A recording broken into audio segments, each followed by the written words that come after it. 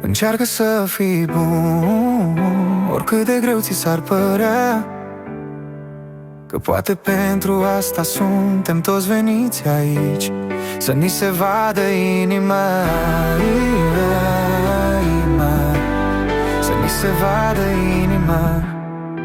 E greu, știu și înțeleg, să fii întotdeauna bun, dar cum poți arăta că ești un om întreg? De nu așa, altfel cum? Știi, toți aveam un suflet minunat când am venit pe această lume, și prunci fiind, eram mai toți cu sufletul curat. Acum uitându-ne îndărât, când doare ne-am schimbat. Încearcă să fii bun, oricât de greu ți s-ar părea, că poate pentru asta suntem toți veniți aici, să ni se vadă inima, să ni se vadă inima. Ca să fii rău îți ia doar o secundă, e poate cel mai simplu lucru de făcut, dar amintește-ți, omule, de tine, cel care erai în trecut, cu sufletul curat precum o coală de hârtie.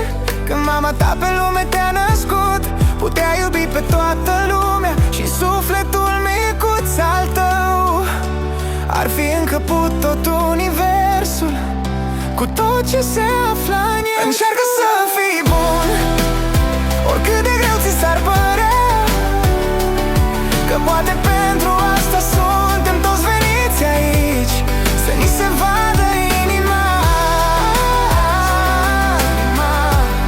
să ni se vadă inima. Dar pas cu pas, pe când gonai prin lume, iar anii pași ți-au purtat. Cei răi încetul cu încetul păreau să fie tot mai mulți și te-au schimbat. Fiecare dintre noi purtăm în suflet un mic grăunte luminos, să ne amintim de aurul strălucitor al bunătății și de dorința de frumos, de frumos. Încearcă să fii bun, oricât de greu ți s-ar părea, că poate pentru asta suntem toți veniți aici, să ni se vadă